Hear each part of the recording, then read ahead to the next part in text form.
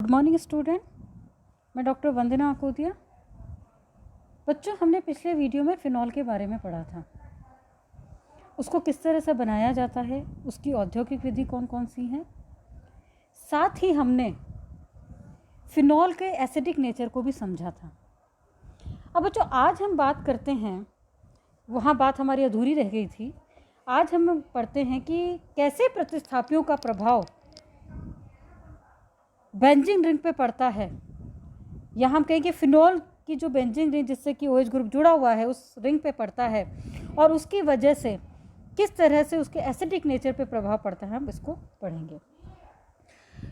First point है आपका, वलय में किसी इलेक्ट्रॉन आकर्षी, इलेक्ट्रॉन विड्रॉइंग यानी -I ग्रुप जैसे कि NO2 या हेलोजन उपस्थिति से फिनॉक्साइड आयन की बेंजीन वलय में ऋणावेश घट जाता है। यानी कि यदि बेंजीन रिंग में कोई ऐसा ग्रुप जुड़ा हुआ है जो कि इलेक्ट्रॉन अपनी तरफ आकर्षित कर रहा है, तो उस कंडीशन में जो बेंजीन रिंग है, फिनॉक्साइड आयन है, उसमें जो बेंजीन रिंग के अंदर है वो इलेक्ट्रॉन डेंसिटी बोलें या नेगेटिव चार्ज बोलें, वो कम हो जाता है। यानी कि फिनॉक्साइड आयन ऑक्सीकृत हो जाता है, अम्लीयता को बढ़ा देता है। यानी कि यदि कोई -I ग्रुप इफेक्ट वाला ग्रुप यदि जुड़ गया तो उस कंडीशन में क्या होगा, हमारा जो एसिडिक नेचर है फिनॉलिक ग्रुप का वो बढ़ जाता है। बच्चों, इसका सेकंड पॉइंट है, इसके विपरीत वलय में यदि किसी इलेक्ट्रॉन दाता यानी +I समूह कोई ऐसा ग्रुप जुड़ा है जो CH3 है, C2 अल्काइल ग्रुप के और भी सब्स्टिट्यूटेड हैं आपके, CH3 के अलावा C2H5 हो गया, इस तरह का कोई ऐसा ग्रुप जुड़ा है कि जो इलेक्ट्रॉन डोनेट करता है, तो फिनॉक्साइड आयन में क्या हो गया, बेंजीन वलय में धनावेश बढ़ेगा। क्योंकि यदि कोई ऐसा ग्रुप है जो कि इलेक्ट्रॉन दे रहा है तो बेंजीन रिंग में इलेक्ट्रॉन की डेंसिटी को बढ़ा देता है। फलस्वरूप फिनॉक्साइड आयन का जो स्थायीकृत होता है, जो स्टेबिलिटी है, उसको काफ़ी कम कर देता है और इस वजह से उसका जो एसिडिक नेचर है वो कम हो जाता है। बच्चों, यहाँ डायग्राम से आपको समझाया गया है कि जो आपका फिनॉक्साइड आयन है, यदि कोई -I ग्रुप यानी कि NO2 या X, बच्चों ये एसिडिक ग्रुप भी हो सकता है, कोई सा भी ग्रुप हो, ऐसा ग्रुप की जो -I इफेक्ट डाल रहा है, तो क्या करेगा, ये स्टेबलाइज करेगा और एसिडिक नेचर को इंक्रीज करेगा। उसके विपरीत यदि कोई ऐसा ग्रुप जुड़ा है +I ग्रुप जो कि इलेक्ट्रॉन रिलीजिंग ग्रुप है, वो डिस्टेबलाइज कर देता है नेगेटिव चार्ज को और आपका जो एसिडिक नेचर है फिनॉक्साइड आयन का, उसको वो काफ़ी कम कर देता है। अब कुछ महत्वपूर्ण फिनॉल की अम्लीयता का क्रम हम यहाँ पर देखें तो बच्चों, यहाँ पर देखिए कि सबसे यदि ऑर्थो पोजीशन पे Cl ग्रुप है तो सबसे ज़्यादा एसिडिक होगा, उससे कम Br ग्रुप जुड़ने पर होगा, उससे कम I जुड़ने पर होगा, उससे कम F जुड़ने पर होगा। अब ऐसा क्यों होता है, क्योंकि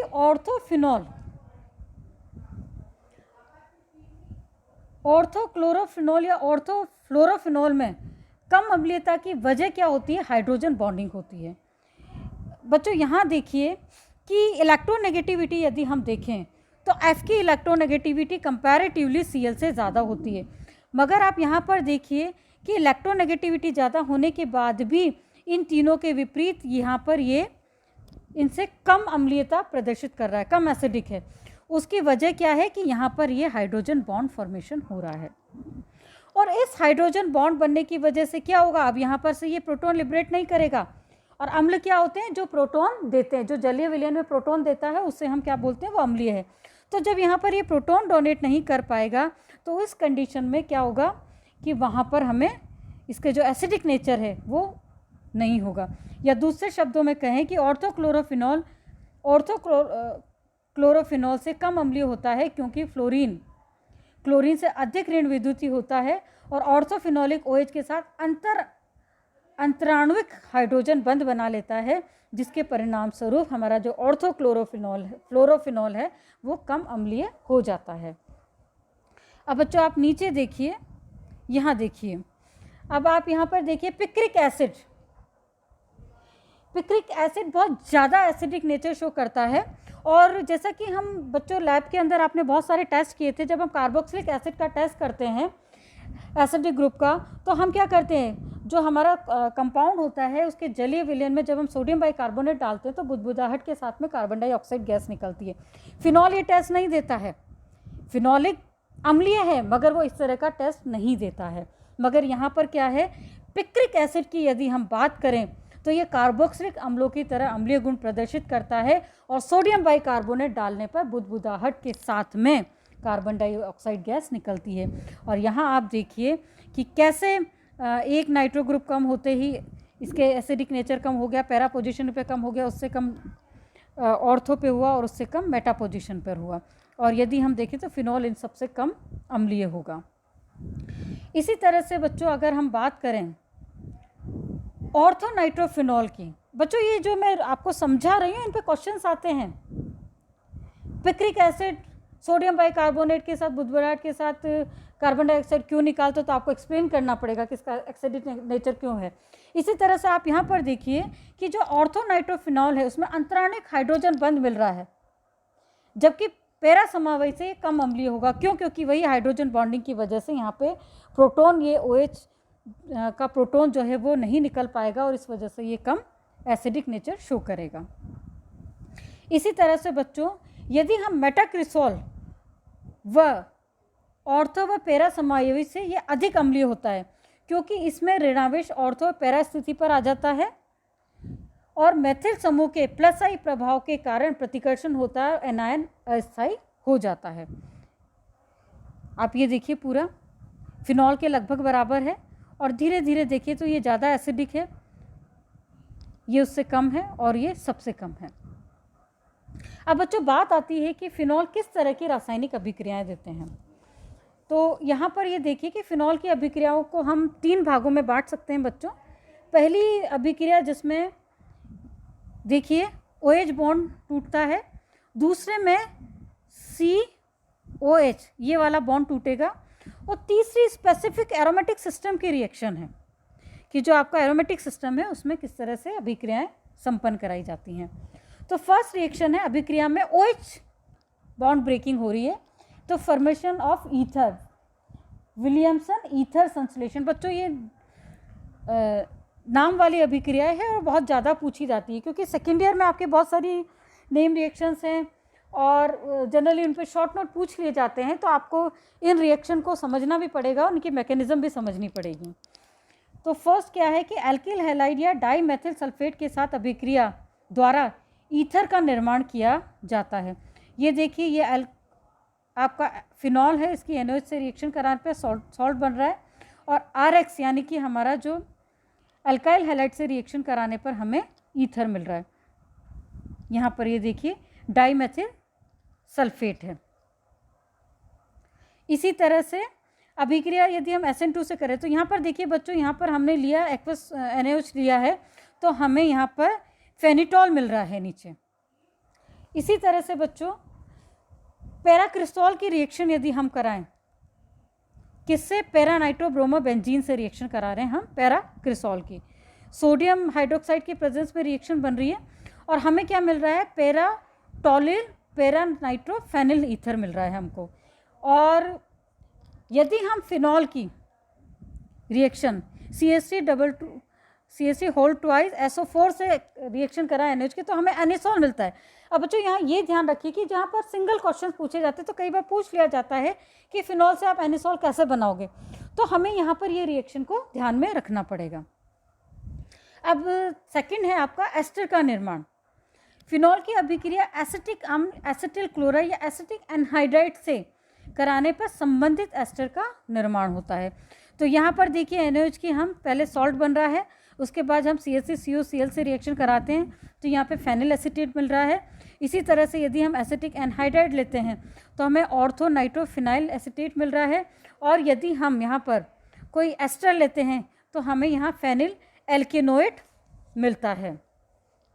अब इन एस्टरों को लुईस अम्ल के साथ गर्म करने पर इनमें पुनर्विन्यास होता है जिसे हम फ्रिंज पुनर्विन्यास कहते हैं।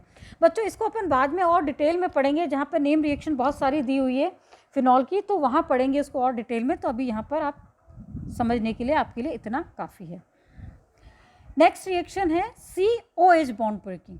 ये आप देखिए यहाँ पर कि यहाँ पर C और O के बीच का बॉन्ड ब्रेक हो रहा है। तो फर्स्ट है आपका रिडक्शन। यदि हम फिनॉल को जिंक के साथ अपचयित करने पर हमें बेंजीन मिलता है। तो बच्चों एक क्वेश्चन यहाँ बनता है कई बार, फिनॉल से बेंजीन कैसे बनाओगे? तो आपको आंसर देना पड़ेगा, यदि हम फिनॉल का रिडक्शन कराएं जिंक की प्रेजेंस में तो हमें बेंजीन मिलता है। इसी तरह अमोनिया से रिएक्शन करके ये क्या बनाता है? एनिलिन बनाता है। PCl5 से अभिक्रिया करके ये क्या बनाएगा? आपका यहाँ पर देखिए ये क्या बना आपका? क्लोरोबेंजीन। इसी तरह से फिनॉल वापस से POCl3 से रिएक्शन करके ट्राई एराइल फॉस्फेट बनाता है। अब प्रयोगशाला में जनरली हम इसका टेस्ट करते हैं फिनॉल का, आपने फर्स्ट ईयर के अंदर किया हुआ है। तो अधिकांश फिनॉल उदासीन या दुर्बल अम्लीय FeCl3 विलयन के साथ बैंगनी, लाल, नीला, हरा, ये सारे लिखे हुए violet, red, purple, blue, green colour देते हैं। किसके साथ में? वीकली एसिडिक FeCl3 सॉल्यूशन के साथ में। अब वो हमने बच्चों रिएक्शन पढ़ी थी, एक तो OH बॉन्ड कैसे ब्रेक हो रहा है, एक C और O के बीच में बॉन्ड ब्रेकिंग कैसे हो रही है। थर्ड जो रिएक्शंस जो कैरेक्टरिस्टिक रिएक्शन कहलाती हैं वो होती है इसकी electrophilic aromatic substitution reaction. Phenol एवं फिनॉक्साइड आयन की विभिन्न अनुनादी संरचनाएं हमने पिछले वीडियो में पढ़ी थी और वहाँ पर भी मैंने आपको समझाया था कि कैसे OH में से ग्रुप में से जो लोन पेयर ऑफ इलेक्ट्रॉन है आपके बेंजीन रिंग की ऑक्सीजन के, वो रेजोनेंस करते हुए बेंजीन रिंग में चले जाते हैं। यानी कि आपका ये जो बेंजीन रिंग सिस्टम है उसमें जो लोन पेयर ऑफ इलेक्ट्रॉन है यहाँ से रेजोनेंस करते हुए आपकी बेंजीन रिंग में चले जाते हैं। इस वजह से कैसे ऑर्थो और पैरा ग्रुप पर बहुत ज़्यादा नेगेटिव चार्ज आ जाता है, या हम ये दूसरे शब्दों में कहें, ये आप फर्स्ट ईयर में बच्चों पढ़ चुके हैं, दूसरे शब्दों में हम कह सकते हैं कि फिनॉल जो है ऑर्थो पैरा डायरेक्टिंग ग्रुप है। यानी कि बेंजीन रिंग की ऑर्थो और पैरा पोजीशन पे ये इलेक्ट्रॉन घनत्व को बहुत ज़्यादा बढ़ा देता है। या हम ये दूसरे शब्दों में कहें कि जो OH समूह एक शक्तिशाली सक्रियकारी समूह है। सक्रिय यानी कि बेंजीन रिंग को एक्टिवेट करता है रिएक्शन करने के लिए। अब कुछ इंपॉर्टेंट रिएक्शन है बच्चों। फर्स्ट है इसकी हैलोजनीकरण, यानी कि फिनॉल की अभिक्रिया ब्रोमीन के जलीय विलयन से कराने पर OH समूह की ऑर्थो और पैरा स्थिति पर हाइड्रोजन को प्रतिस्थापित करके Br जुड़ जाता है। तो यहाँ हमें मिला है 2,4,6 ट्राइब्रोमोफिनॉल। क्यों मिला है 2,4,6 ट्राइब्रोमोफिनॉल? इसकी वजह क्या है बच्चों? क्योंकि ये हाईली एक्टिव हो गया, बहुत ज़्यादा, क्योंकि इसमें जो इलेक्ट्रॉन डेंसिटी है बेंजीन रिंग की, इसको सक्रियकारी ग्रुप कहा इसीलिए गया है। और इसी तरह से आप नीचे देखिए कि यदि एक ऑर्थो पोजीशन पे CH3 ग्रुप है और एक्वस 2 मोल लें हम, तो हमें ये क्या मिलेगा? इसका लिखेंगे 2-मिथाइल-4,6 ट्राइब्रोमोफिनॉल मिलेगा। यदि हैलोजनीकरण कम ध्रुवीय विलयन जैसे कि हम CH-Cl3, CCl4 या CH2 में कराएं तो हमें सिंगल सब्स्टिट्यूटेड मिलता है। ये देखो, इसके लिए बच्चों स्पेसिफिक कंडीशन है कि ब्रोमीन की रिएक्शन हम 0 डिग्री सेंटीग्रेड पर और कार्बन डाइसल्फाइड के साथ करवाएंगे। इसके बाद सेकेंड रिएक्शन है आपकी नाइट्रेशन। यदि हम HNO3 की प्रेजेंस में इसका नाइट्रेशन कराएं तो हमें पिक्रिक एसिड मिलता है, जबकि तनु HN3 के साथ अभिकृत करवाने पर हमें सिंगल सब्स्टिट्यूटेड मिलता है। पैरा हमें 13% मिलता है, जबकि हमें ऑर्थो जो है 40% मिलता है। अगली रिएक्शन है नाइट्रोसीकरण, यानी कि OH समूह द्वारा अधिक सक्रियकरण के कारण फिनॉल एक दुर्बल इलेक्ट्रॉन स्नेही जैसे नाइट्रोसोनियम आयन भी आक्रमण कर सकते हैं। अतः नाइट्रस अम्ल फिनॉल को मुख्यतः पैरा नाइट्रोसोफिनॉल में परिवर्तित कर देता है। अब यहाँ पर बच्चों ये देखिए कि जब हम NaNO2 और कंसंट्रेट H2SO4 की रिएक्शन कराते हैं तो उससे क्या बनेगा? HNO2 बनता है, जिसकी रिएक्शन से हमें क्या बना? पैरा नाइट्रोसोफिनॉल मिला है। अब आप लोगों ने लैब में प्रैक्टिकल किया हुआ है फिनॉल का, लीबरमैन नाइट्रोसो टेस्ट। बच्चों हम यहाँ पढ़ेंगे, जब फिनॉल व NaNO2 के मिश्रण को 1-2 बूंद उसमें H2SO4 की डाली जाती है तो हमें गहरा ग्रीन कलर, गहरा हरा रंग प्राप्त होता है, जिससे जल से तनु करने पर वो रेड हो जाता है। और जैसे ही हम उसको बेसिक करते हैं तो वो किस में परिवर्तित हो जाता है? ब्लू कलर में परिवर्तित हो जाता है। इसे हम क्या कहते हैं? Liebermann nitroso test. बच्चों ये बहुत इंपॉर्टेंट रिएक्शन है, कई बार आपसे पूछा जाता है लैब में करने वाला लीबरमैन नाइट्रोसो टेस्ट के बारे में बताइए, तो आपको ये बताना होगा। तो आप क्या हो रहा है कि सिंपल हमने फिनॉल लिया है, NaNO2 H2SO4 की रिएक्शन कराई, HNO2 बना और हमें यहाँ पे पैरा नाइट्रोसो फिनॉल मिला है। अब बच्चों इसके कलर किस तरह से आते हैं, क्या चेंजेस? अब जो आपका पैरा नाइट्रोसो फिनॉल बना है, इसको मैं थोड़ा जूम करती हूँ, आप यहाँ देखिए, तो इसके बाद में ये एसी नाइट्रोसो रूप में परिवर्तित हो जाता है। ये नाइट्रोसो फॉर्म है, ये एसी नाइट्रोसो फॉर्म है, इसमें परिवर्तित होता है। अब इसके अंदर जब हम दोबारा फिनॉल डालते हैं तो यहाँ पर बच्चों रेड कलर जो आता है वो होता है इंडोफिनॉल बनने के कारण होता है। ये आपकी क्या है? इंडोफिनॉल बनी है, इस वजह से यहाँ पर आपको रेड कलर मिल रहा है। उसके बाद में हमने क्या किया? हमने उसे वाटर से डाइल्यूट किया तो वो ग्रीन कलर में परिवर्तित हो गया, जिसको इंडोफिनॉल एसिड सल्फेट कहते हैं, और जिसको बाद में हम NaO से रिएक्शन कराने पर वो ब्लू में कन्वर्ट हो जाता है। और इस तरह की हमें एक कपलिंग रिएक्शन बनती है, इस तरह का एक कॉम्प्लेक्स कंपाउंड हमें देखने को मिलता है। अब सेकंड रिएक्शन है सल्फोनीकरण। फिनॉल के सल्फोनीकरण का मुख्य उत्पाद अभिक्रिया के ताप पर निर्भर करता है। यदि रूम टेम्परेचर पर अभिक्रिया करें तो आर्थो उत्पाद प्राप्त होता है, जबकि 100 डिग्री सेंटीग्रेड पर हमें पैरा उत्पाद मिलता है। यानी कि H2SO4 से रिएक्शन करा रहे हैं तो 20 डिग्री सेंटीग्रेड पे तो हमें ऑर्थो फिनोल सल्फोनिक एसिड मिलेगा, लेकिन यदि हम टेम्परेचर राइज करके 100 डिग्री सेंटीग्रेड करते हैं तो हमें पैरा फिनोल सल्फोनिक एसिड मिलता है। इसी तरह से यदि हम फ्रीडल क्राफ्ट, बच्चों आपने पढ़ी है फ्रीडल क्राफ्ट एल्काइलेशन, तो निर्जल AlCl3 की उपस्थिति में फिनॉल की एल्किल हैलाइड से अभिक्रिया करवाने पर हमें ऑर्थो पैरा एल्किलीकृत फिनॉल प्राप्त होता है। यहाँ ये देखिए आपको ऑर्थोक्रिसॉल और पैराक्रिसॉल मिल रहा है। इसी तरह से यदि हम एसिटिल क्लोराइड की रिएक्शन करवाएंगे तो हमें क्या मिल रहा है? यहाँ पर एसिल हैलाइड्स मिलते हैं। एसिल हैलाइड की रिएक्शन कराने पर हमें क्या मिलेगा? एसाइल ग्रुप का सब्स्टिट्यूशन यहाँ पर हो जाता है। अब बच्चों मैकेनिज्म यदि हम इसकी देखें तो आप यहाँ पर ये देखिए, आपका OH ग्रुप AlCl3 के साथ रिएक्शन करके ये आपका कॉम्प्लेक्स बना, RCOCl3 से रिएक्शन से यहाँ पर गया और आपको यहाँ पर ऑर्थोपेरा सब्स्टिट्यूटेड ग्रुप मिल गए। इसी तरह से नेक्स्ट रिएक्शन है आपकी कार्बोक्सिलीकरण, यानी फिनॉल के कार्बोक्सिल समूह प्रवेशित कर फिनॉलिक अम्ल प्राप्त करने की 2 विधियाँ हैं। पहला आपका है कॉल्बे अभिक्रिया या कॉल्बे स्मिट अभिक्रिया। कॉल्बे अभिक्रिया में कार्बन डाइऑक्साइड को 1 से 25 डिग्री एवं उच्च ताप 4 से 7 वायुमंडलीय दाब पर सोडियम फिनेट पर प्रवाहित करने पर हमें 2 हाइड्रोक्सी बेंजोएट यानी सोडियम सैलिसिलेट बनता है, जिसके अम्लीय जल अपघटन कराने पर हमको सैलिसिलिक एसिड मिलता है। यहाँ पर बच्चों ये रिएक्शन देखिए आप कि आप सोडियम सॉल्ट बना कार्बन डाइऑक्साइड से, ये आपका सोडियम सैलिसिलेट मिला जो कि हाइड्रोलिसिस कराने पर सैलिसिलिक एसिड में कन्वर्ट हो गया। यदि हम 240 डिग्री सेंटीग्रेड पर अभिक्रिया करवाएं तो हमें पैरा प्रतिस्थापी मिलता है, यानी कि यहाँ पर बच्चों रीअरेंजमेंट हो रहा है, ये पैरा पोजीशन पे चला गया और हमको पैरा हाइड्रोक्सी बेंजोइक एसिड देखने को मिलता है। अब बात आती है इसकी मैकेनिज्म की। तो क्रियाविधि यदि हम देखें तो सर्वप्रथम कार्बन डाइऑक्साइड फिनॉक्साइड ऑक्सीजन के साथ जुड़कर ऑर्थोकार्बोक्सिलेट उत्पाद या सोडियम कार्बोनेट बनाता है।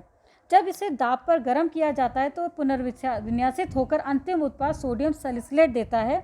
इस प्रकार कुल मिलाकर अभिक्रिया में कार्बन डाइऑक्साइड का एरोमेटिक वलय पर इलेक्ट्रॉन्स नहीं आक्रमण होता है। आप यहाँ पर मैकेनिज्म से इसको समझिए कि कार्बन डाइऑक्साइड आई, इसने इस तरह से रिएक्शन करी, सोडियम फिनाइल कार्बोनेट बनाया, यहाँ से ये प्रोटॉन यहाँ शिफ्ट हुआ और यहाँ पर ये COO ग्रुप निकल गया और यहाँ हमें सोडियम सैलिसिलेट मिल गया है। बच्चों आपको हर रिएक्शन के साथ उसकी मैकेनिज्म देनी पड़ेगी, तभी आपको नंबर मिलेंगे एग्जाम में। अगली है राइमर टिमार रिएक्शन। फिनॉल के कार्बोक्सिलिक अम्ल की एक अन्य विधि भी है कि राइमर टिमार अभिक्रिया कहलाती है। इसमें फिनॉल की हम कार्बन टेट्राक्लोराइड KOH के साथ यदि हम गर्म करें तो हमें सैलिसिलिक अम्ल मिलता है। अब थर्ड रिएक्शन है इसकी एल्बस परसल्फेट ऑक्सीकरण, यानी कि इस अभिक्रिया के अंतर्गत मोनोहाइड्रिक फिनॉल का क्षारीय पोटेशियम परसल्फेट से ऑक्सीकरण कराने पर हमें डाइहाइड्रिक फिनॉल में परिवर्तित हो जाता है और जनरली ये हमारा पैरा पोजीशन पे OH ग्रुप सब्स्टिट्यूट होता है। यहाँ देखिए रिएक्शन हमने किससे कराई है, ये रिएक्शन हमने पोटेशियम परसल्फेट से रिएक्शन कराई है, जिससे हमें क्या मिला है, क्विनॉल मिला है। तो बच्चों ये तो फिनॉल की हमने रिएक्शंस पढ़ी हैं, किस तरह से रासायनिक अभिक्रिया देता है। बच्चों नेक्स्ट टर्न पर हम बहुत सारी इंपॉर्टेंट रिएक्शन है जो कि आपकी पूछी जाती हैं, हम उसे पढ़ेंगे। जैसे कि फ्रिंज पुनर्विन्यास को हम पढ़ेंगे बच्चों आगे, कि कैसे फ्रिंज पुनर्विन्यास होता है। क्लेंजन पुनर्विन्यास जो होता है, रीअरेंजमेंट होता है, हम उसको भी पढ़ेंगे।